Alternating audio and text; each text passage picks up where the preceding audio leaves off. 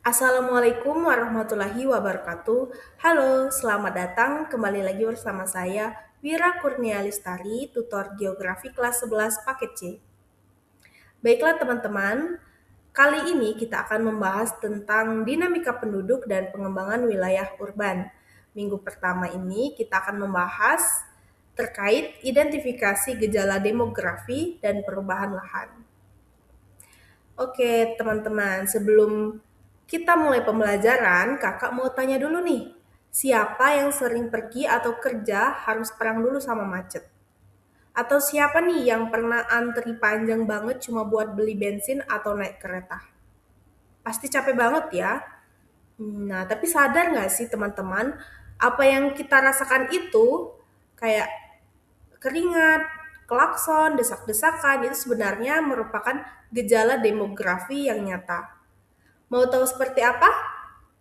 Mari kita simak pembelajaran berikut. Tujuan pembelajaran pada minggu ini yang pertama ada memahami tren pertumbuhan penduduk, dua mengidentifikasi perubahan fisik lingkungan, yang ketiga menggunakan teknologi Google Earth untuk menganalisis spasial. Teman-teman ada yang tahu nggak nih apa yang dimaksud dengan demografi?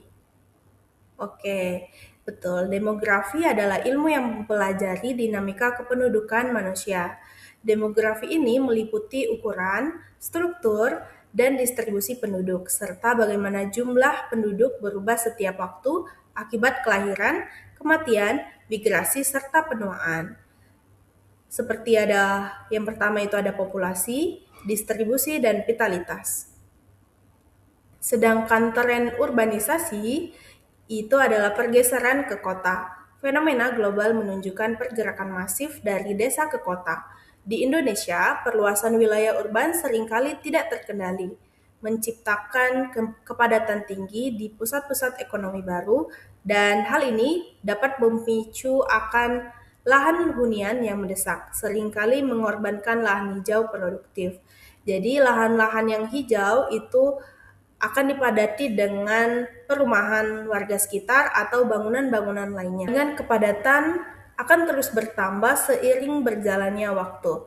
Seperti pada contoh berikut ini, di tahun 2015, lonjakan sangat signifikan di 2025. Banyak pembangunan-pembangunan dan rumah-rumah warga yang dari desa pindah ke kota. Kemudian ada faktor pemicu kepadatan, ada 4. Yang pertama, lapangan pekerjaan. Munculnya pusat industri dan perkantoran baru menarik para pendatang. Kedua, aksesibilitas. Pengembangan jalan penghubung membuka isolasi wilayah pinggiran. Yang ketiga, ada harga lahan. Tanah di pusat kota semakin mahal, mendorong pengembangan ke arah perurbanan atau pinggiran. Yang keempat, ada fasilitas pendidikan. Berdirinya sekolah dan kampus baru di area penyangga. Sekarang ini banyak sekali wilayah yang bertransformasi menjadi pintu gerbang strategis. Yang dulu didominasi menjadi lahan pertanian, kini berubah menjadi kawasan pergudangan dan hunian. Perubahan ini membawa peluang ekonomi namun juga tantangan tata ruang yang serius jika tidak dikelola dengan baik. Baiklah teman-teman, kalian dapat melakukan observasi mandiri untuk mengamati apakah banyak perumahan baru atau perumnas yang sedang dibangun di sekitar rumah kalian. Kemudian bisa kalian tanyakan siapa mayoritas penghuninya, apakah mereka penduduk asli atau pendatang yang bekerja di kota tersebut, dan apakah pembangunan rumah diimbangi dengan drainase dan jalan yang memadai. Kemudian ada cara untuk menandai perubahan untuk pembuatan perumahan baru. Ciri-ciri ekspansi hunian, yang pertama itu teman-teman bisa perhatikan pembukaan lahan atau land clearing yang masif. Perumahan bersubsidi biasanya memiliki pola grid yang seragam.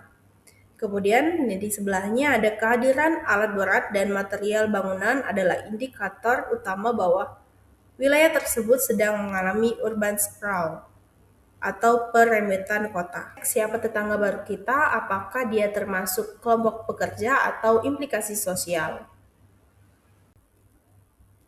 Dengan pemanfaatan teknologi, kita bisa membuka Google Earth Time Lapse dengan fitur historical imagery di Google Earth untuk membandingkan tahun 2015 dan tahun 2025. Bisa teman-teman lihat di gambar berikut ini bahwa lahan hijau pada tahun 2015 sudah menjadi pemukiman warga, bangunan-bangunan di tahun 2025. Estimasi penurunan ruang terbuka hijau. Grafik ini menunjukkan tren penurunan luas lahan hijau sering meningkatnya pembangunan fisik. Teman-teman pernah nggak berpikir bagaimana jika pembangunan terus berlanjut dengan kecepatan seperti ini, bagaimana wilayah kita dalam 5 tahun ke depan? Apakah masih layak huni? Coba deh teman-teman ingat atau tanya orang tua kalian masing-masing bagaimana kondisi lingkungan kalian merubah dalam 10 tahun terakhir. Apakah lapangan bola tempat kalian main dulu masih ada atau sudah berubah menjadi minimarket? Apakah dulu ke pasar cuma 5 menit, sekarang jadi 20 menit karena macet? Perubahan drastis inilah inti dari pengembangan wilayah urban. Kita akan pelajari kenapa kota ini jadi sesek dan bagaimana cara ngaturnya biar tetap nyaman ditinggali. Baiklah teman-teman, itu saja materi kita pada minggu ini. Terima kasih sudah menyimak. Kembali lagi ke minggu depan, tetap semangat. Wassalamualaikum warahmatullahi wabarakatuh.